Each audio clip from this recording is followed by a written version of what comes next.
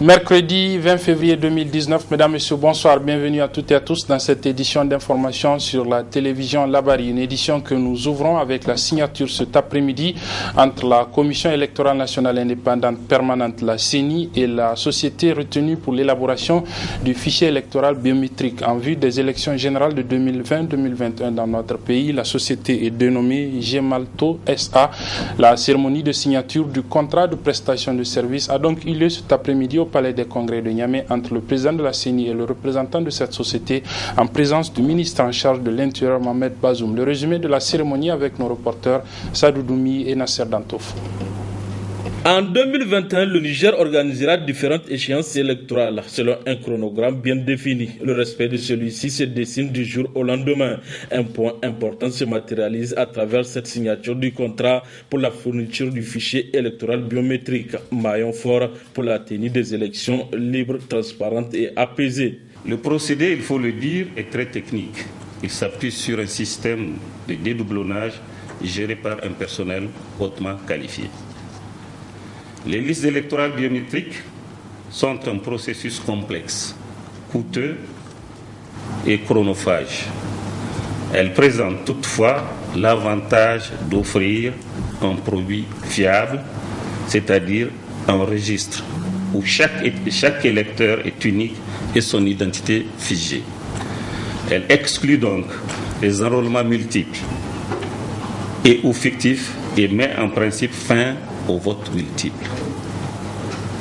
Elle apporte au processus électoral plus de sécurité, de transparence, donc plus de confiance que le fichier électoral classique. Je tiens à saluer ici le travail accompli par le personnel de nos deux institutions dans la conduite, la construction et l'aboutissement de cette opération.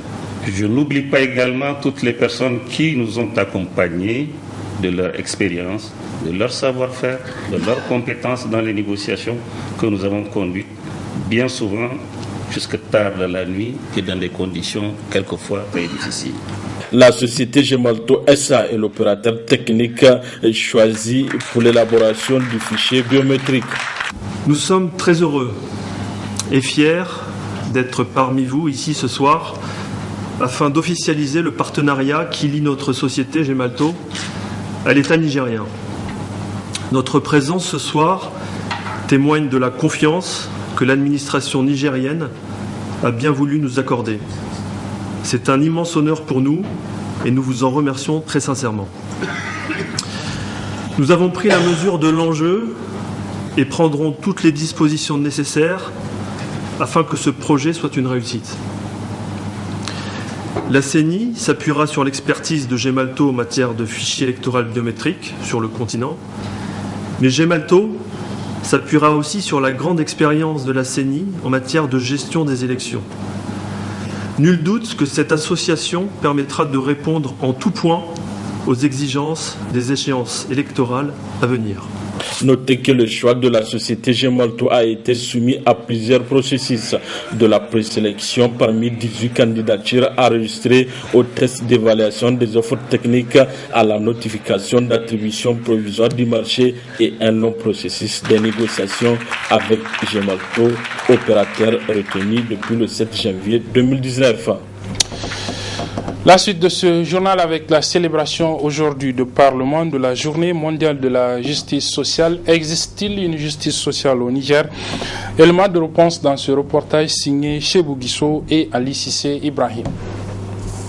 Instituée depuis 2009 par l'Assemblée générale des Nations Unies, la journée mondiale de la justice sociale est célébrée chaque 20 février de l'année. Une commémoration qui doit pousser les Nigériens à se poser la question suivante. Depuis l'avènement des socialistes nigériens au pouvoir, la justice sociale est-elle une réalité dans notre pays qui est régulièrement classée dernier de la planète?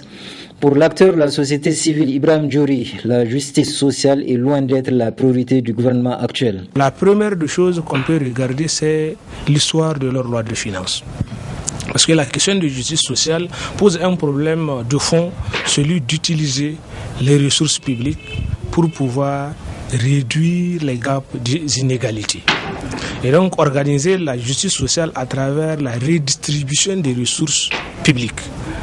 Aujourd'hui, quand on constate de part et d'autre, c'est le contraire qui se produit. En matière de mobilisation des ressources au Niger, le choix est clairement fait par les gouvernants en place que c'est les ménages qu'on va presser au maximum pour mobiliser les ressources. On fait des cadeaux importants, inexplicables aux multinationales et aux intérêts étrangers. Et lorsqu'il s'agit d'organiser les dépenses publiques, on s'est rendu compte que finalement, les Nigériens ne cotisent que pour prendre en charge un appareil administratif et étatique de plus en plus coûteux et inutile. La justice sociale qui suppose entre autres la lutte contre la pauvreté et le chômage commande aux dirigeants de notre pays de repenser leur gouvernance afin de la garantir. On peut assurer la justice sociale que lorsqu'elle finit par accepter qu'il y ait un gouvernement des Nigériens, qu'il y ait un gouvernement agissant au nom et pour le compte des Nigériens. Or, là où il n'est pas d'accord avec ça. C'est un gouvernement au service de l'étranger et des intérêts étrangers. Tant que le paradigme de base, tant que la tendance de fond ne change pas, eh bien, nous allons continuer à vivre toutes les injustices que nous sommes en train de vivre aujourd'hui, que les Nigériens sont en train de décrire. Et je pense que les Nigériens doivent aller au-delà des simples dénonciations verbales pour se mobiliser encore davantage et attirer l'attention des gouvernants pour les contraindre, les obliger à changer de cap. Nous avons le devoir de nous mobiliser contre. Et chaque citoyen a ce devoir-là, de se mobiliser, de dire qu'il n'est pas d'accord avec le bradage de nos ressources, il n'est pas d'accord avec l'injustice que nous sommes en train de vivre dans notre pays, parce que nous avons les moyens de croire au meilleur. Nous avons le moyen d'aspirer au meilleur, à un peu plus de justice, parce que c'est un pays qui a beaucoup de potentialités, mais des potentialités qui sont vendues aux intérêts étrangers, simplement parce que nous n'avons pas de dirigeants soucieux de l'avenir de notre pays. Ni paix ni développement sans justice sociale est le thème choisi pour célébrer cette année la journée mondiale de la justice sociale. Un thème que les dirigeants de notre pays doivent intégrer dans l'exercice quotidien de leurs fonctions. Parlons justement de justice avec le report ce matin du procès en appel des candidats admis au concours d'entrée à la fonction publique pour le compte du ministère de la Santé, un concours qui a été annulé en 2016. Eh bien, le procès en appel que ces admis à ce concours ont intenté contre l'État du Niger, qui devait se tenir aujourd'hui, a été reporté au 6 mars prochain. Plus de précisions dans ce reportage de Ibrahim Hamidou et Abdul Razak Hamidou. Ils étaient au total 1831 à être admis dans un premier temps au concours de la santé à la fonction publique. C'était en 2015. Concours qui a été annulé sans motivation, très exactement le 8 avril 2016, selon ces agents ayant fait recours à la justice. Leur délibéré vient d'être reporté au 6 mars prochain. Nous sommes ici au niveau du Conseil d'État pour l'affaire que vous connaissez, c'est des admis au concours de la santé. Et voilà que le délibéré a été rabattu pour le 6 mars. Donc le 6 mars, c'est comme demain. Nous faisons entièrement confiance à la justice nigérienne. Donc nous donnons du moins ce rendez-vous à tous nos camarades le 6 mars. Inch'Allah. Nous sommes très confiants et nous faisons entièrement confiance à la justice nigérienne. Nous sommes des citoyens respectueux des décisions de juridiction. Donc, nous ne ferons que nous plier à la décision de la justice. Ces agents appellent leurs camarades à être sereins et se disent très confiants et surtout font confiance à la justice de leur pays. Un autre concours d'intégration, cette fois-ci dans le cadre des douanes du Niger, il va lui être organisé le 22 février prochain, c'est-à-dire vendredi. Eh bien, le syndicat national des agents de douane se désengage du processus de ce recrutement des cadres du douane pour cause notamment de violation du statut des cadres de la douane. C'est au cours d'un point de presse que l'annonce a été faite cet après-midi. Le point de presse a été animé par le secrétaire général du SNED. Il nous est résumé par Chebou Guisso plutôt et Hassan Saleh Mustafa.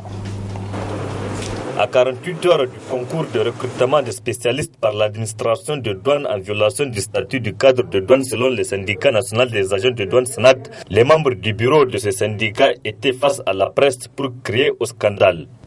Le SNAD, qui avait officiellement demandé ce recrutement, dit ne pas être complice et dénonce l'opacité de l'organisation en prenant l'opinion nationale en témoin. Qu'est-ce qui se passe ? On veut recruter les douaniers. Mais en réalité, on crée toutes les conditions pour que tout le monde soit recruté, sauf des douaniers. La première raison, les diplômés en douane qui sont véritablement formés pour être des douaniers, ils seront évalués sur la base des matières qu'on ne les a pas enseignées fondamentalement. Vous conviendrez avec moi qu'il serait difficile pour ces candidats-là d'admettre au concours. Par contre, ceux à qui on attribue gratuitement le titre d'inspecteur, ils auront la possibilité de concourir dans leurs matières fondamentales, les matières de leur formation. Ceux qui ont fait droit, ils vont faire droit. Ceux qui ont fait économie, ils vont faire économie. Nous n'avons rien contre nos frères, nos sœurs, diplômés de ces écoles ou de ces universités. Ils sont des Nigériens comme nous. Notre grand problème, c'est un problème par rapport à la violation de la loi. Le SNAD, qui n'est pas du tout contre l'organisation de ce recrutement au sein des cadres de douane, condamne tout de même la rupture d'égalité entre les citoyens à travers l'organisation de ce concours. Nous demandons donc à ce que notre administration revienne à des meilleurs sentiments. Dans tous les cas, au niveau du syndicat, nous userons de tous les moyens de droit pour faire échec à ce genre de manœuvre. Et nous n'entendons pas, en tout cas, s'associer à une complicité quelconque pour que la loi soit violée. Nous disons et nous répétons que nous ne sommes contre personne et nous ne sommes contre le recrutement de personne. Mieux, comme je l'ai souligné, ce recrutement-là résulte d'une doléance du bureau exécutif national que nous avons présenté à l'autorité de tutelle qui a bien voulu y accéder favorablement. Nous voulons juste qu'on crée les conditions pour que tous les citoyens nigériens, d'où qu'ils sont, qui ils sont, qu'ils puissent bénéficier de toutes les chances pour aussi admettre au sein de cette administration que nous aimons tous. Le syndicat national des agents de douane SNAD appelle ses militants à rester sereins et mobilisés pour d'éventuels mots d'ordre avant de condamner les attaques terroristes qui ont endeuillé plusieurs familles auxquelles le syndicat présente ses vives condoléances.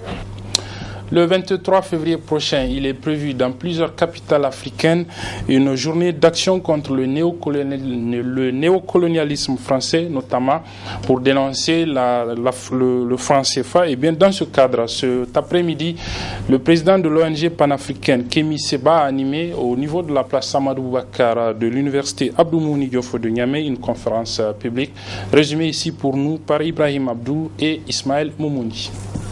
C'est devant un public enthousiaste et déterminé plus que jamais pour en découdre avec le néocolonialisme français, véritable entrave au développement du continent africain, que le panafricaniste Kémi Séba a animé une conférence publique, et c'est là en prélude de la journée internationale d'action contre la France-Afrique qui s'éteindra le samedi 23 février prochain.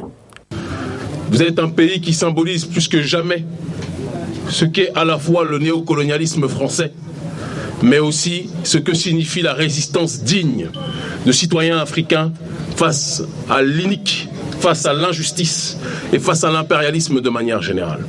Il est nécessaire pour un peuple qui vit en dessous du seuil de pauvreté, alors qu'il a une des ressources qui pourrait lui permettre d'être plus riche que le Qatar aujourd'hui.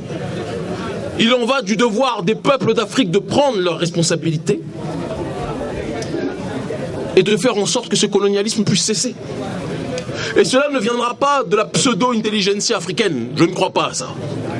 Cette même intelligentsia africaine qui est payée par la gauche française pour être toujours dans une logique de pousser le continuum du rapport de coopération qui est l'un des autres mots de la colonisation moderne quelque part, ce n'est pas cette intelligentsia qui pourra nous aider à nous lever.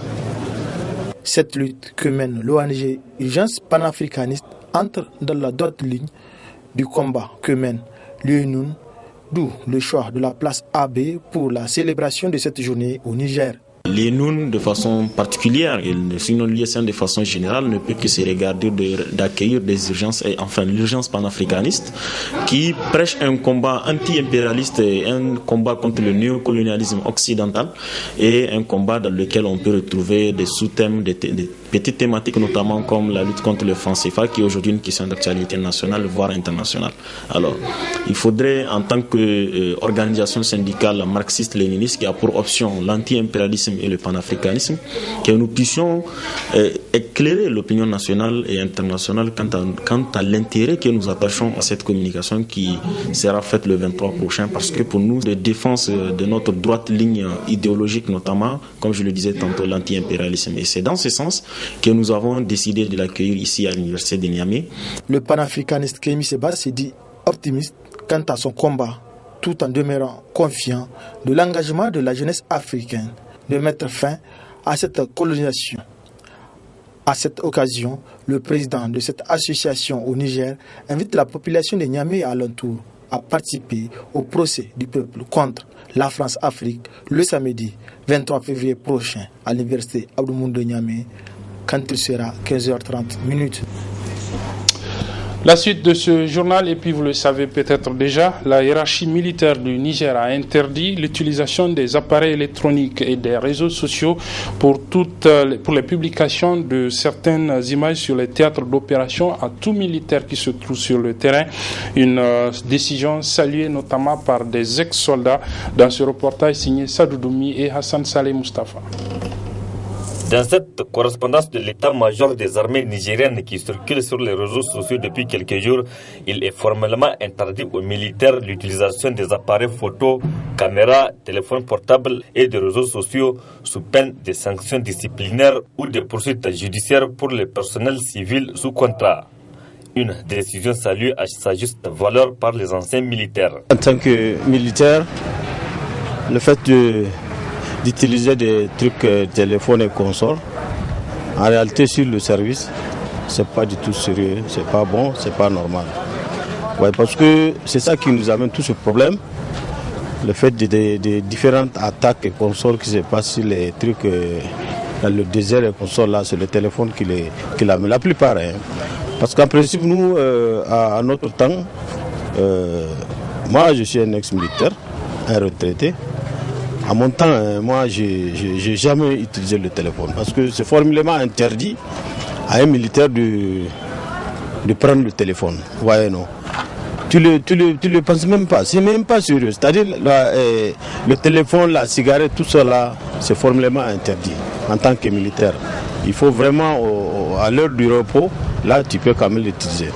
C'est un secret des militaires, ils ne devraient pas le filmer. Pas à toi en tant que militaire. Tu vois ton collègue, on l'a tué ou il est blessé, toi tu filmes, tu envoies sur les réseaux sociaux. C'est pas sérieux, c'est pas sérieux. C'est formellement interdit.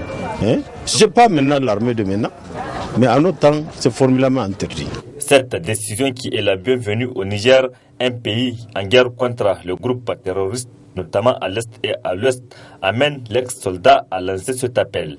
Quand le militaire est de service, on devrait quand même le sensibiliser d'éviter de prendre le téléphone, d'éviter de fumer, d'éviter de même causer. Nous, à notre temps, on ne cause même pas.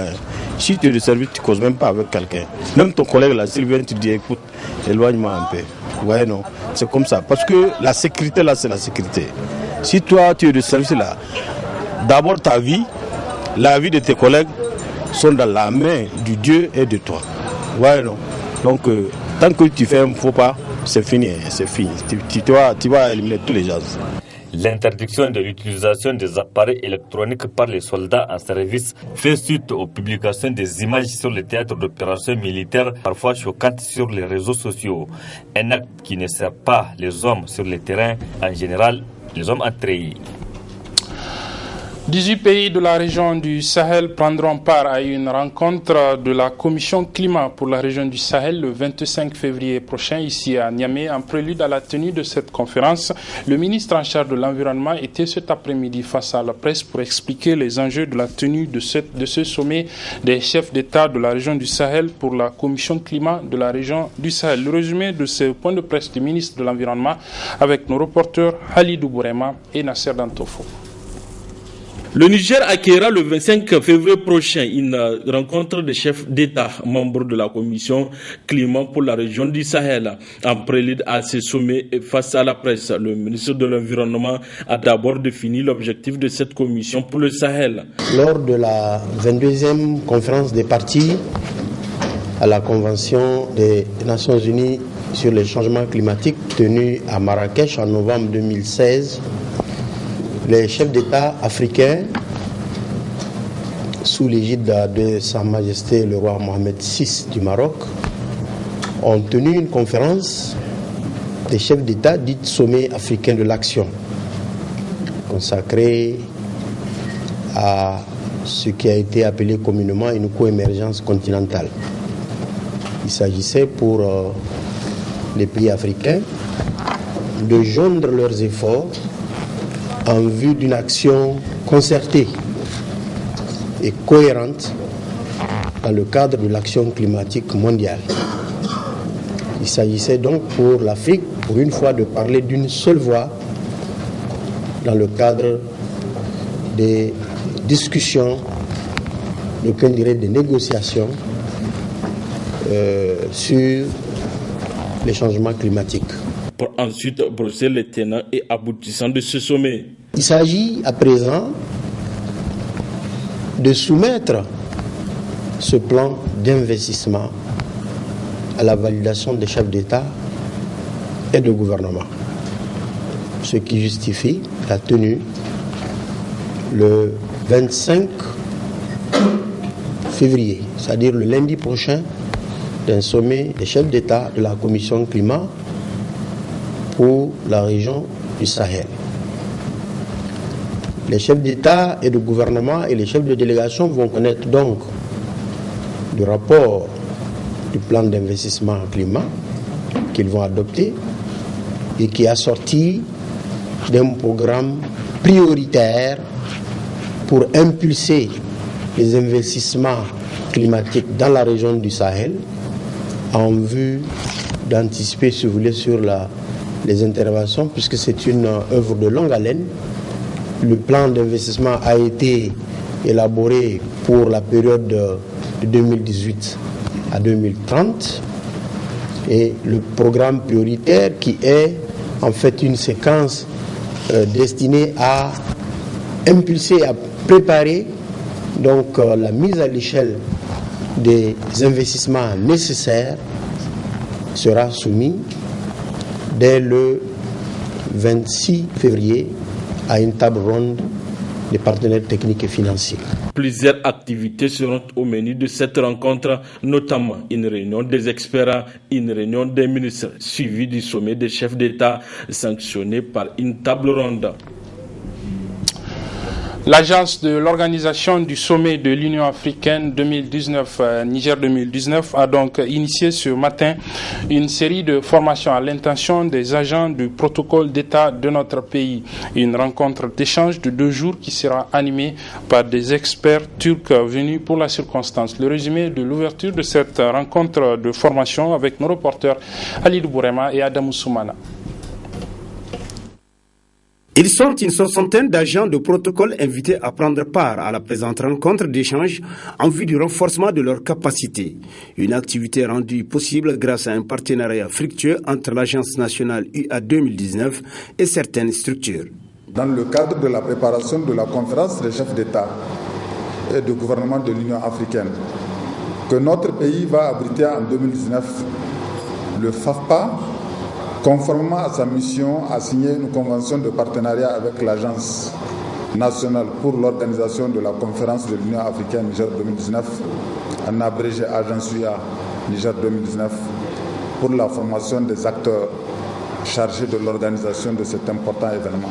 Je n'en doute point que cette formation, qui sera animée par d'éminents cadres de la direction du protocole du ministère des Affaires étrangères de la République de Turquie, apportera un plus aux destinataires en vue de répondre efficacement, avec abnégation et honneur, à la mission qui leur est confiée pour l'organisation de la 33e conférence des chefs d'État et de gouvernement de l'Union africaine à Niamey en 2019. Prenant la parole à cette occasion, le premier responsable de l'Agence nationale pour l'organisation du 33e sommet de l'Union africaine Niger 2019 n'a pas manqué de souligner le rôle dévolu à ses agents pour l'événement tant attendu. Dans le but de contribuer à organiser un événement mémorable, il importe donc de connaître les règles de base du protocole utilisé lors de grands événements, afin d'offrir le meilleur service à nos hôtes. Le protocole a comme coutume de dire désigne les usages relatifs aux activités officielles, spécialement à ce qui a trait aux cérémonies, aux relations formelles entre personnalités publiques, aux préséances, à l'usage des symboles des pays et des nations. Par extension, le protocole concerne les rapports hiérarchiques entre les institutions et au sein des institutions, les rapports entre les détenteurs de pouvoir et les rapports que les individus entretiennent entre eux. Votre rôle en tant que chargé du protocole de la suite de ces événements est déterminant. Procédant au lancement officiel de cette formation, la ministre de l'Intégration africaine, elle, s'est longuement appesantie sur l'objet de cette formation. Le programme de la présente formation étalé sur 2 jours portera sur la définition et l'historique du protocole, les attributions et l'organisation de la direction du protocole au sein du ministère des Affaires étrangères, les cérémonies, l'organisation des sommets et conférences internationaux, les drapeaux, le code de conduite d'un agent de protocole, le code vestimentaire et les invitations. Cette formation destinée aux cadres en charge de l'encadrement des activités de protocole du ministère des Affaires étrangères permettra sans nul doute aux bénéficiaires d'assumer avec efficacité leur mission lors de la grande rencontre africaine de Niamey. Après l'ouverture de cette session de formation à l'intention des agents du protocole d'État du Niger, le directeur général de l'agence UA 2019 en compagnie du ministre de l'Habitat sont allés visiter le chantier de construction de 15 villas de haut standing qui sont donc construites dans le cadre de l'organisation de cette 33e sommet donc des chefs d'État de l'Union africaine Niamey 2019. Ensemble, ils ont constaté avec satisfaction que les travaux sont exécutés à hauteur de 76%. Nous rapportent Halidou Bourema et Adam Soumana. Ce n'est point un rêve, mais une réalité palpable. La cité de l'Union africaine dans la capitale nigérienne prend de plus en plus forme à quelques encablures du fleuve Niger. Ainsi, au-delà de la maquette, les immeubles poussent comme des champignons sur le site des villas présidentielles qui reçoit par la présente la visite du ministre du Logement. Les 15 villas, quand nous comparons en tout cas l'état d'avancement lors de notre avant-dernière visite et lors de cette dernière visite que nous venons d'effectuer tout de suite, vraiment, nous voyons qu'il y a une évolution considérable. Le taux d'exécution est de 76% pour un délai consommé de 73%. Ça veut dire qu'ils sont en avance. Et c'était un grand défi à relever. Parce que ici, c'est très simpliste de voir uniquement les villas. Ou le coût des villas, c'est très simpliste. Il faut voir surtout la qualité de ces villas, le confort de ces villas, mais surtout l'aménagement qui a été fait sur ce site. C'était un site à la limite inconstructible. Il y a eu des travaux de terrassement immenses. Il y a des murs de soutènement. Il y a d'autres ouvrages d'assainissement et de drainage des eaux. Vraiment, le travail qui a été fait ici était titanesque. Notant que le ministre est accompagné lors de cette visite par les premiers responsables des sociétés partenaires de l'Agence nationale pour l'organisation de la conférence de l'Union africaine Niger 2019. Des partenaires qui se disent très satisfaits de l'avancement des travaux. Il s'est agi pour nous les partenaires de l'Agence de l'Union africaine dans le cadre de l'organisation de la tenue du sommet de l'Union africaine prévu pour juillet 2019, de faire le déplacement et de constater le niveau d'avancement et la qualité des travaux qui sont réalisés dans le cadre de la mise en place des infrastructures nécessaires pour la bonne tenue de ce sommet. Je suis sincèrement impressionné. Il y a énormément de très bonnes choses qui doivent être capitalisées parce que le niveau de qualité du travail, les délais et l'aménagement du site, tout ça là, qui a fait germer une nouvelle, ça c'est vraiment une nouvelle cité, pour moi c'est une nouvelle ville. Il faut venir pour le savoir. De loin, on ne peut pas le comprendre. Je vous dis très sincèrement, je ne fais pas de démagogie, mais ça là, c'est une grande première et qui doit servir d'émulation d'école au Niger. Le respect du délai imparti pour ce grand chantier avec professionnalisme prouve à suffisance le souci de l'Agence nationale UA 2019 de faire de la rencontre de Niamey une réussite totale. Voilà, c'est donc sur ce que se referme cette édition, mesdames, messieurs. Merci de l'avoir suivi. Merci également aux équipes techniques et rédactionnelles qui m'ont aidé à la présenter. Les programmes se poursuivent sur la télévision Labari. Au revoir.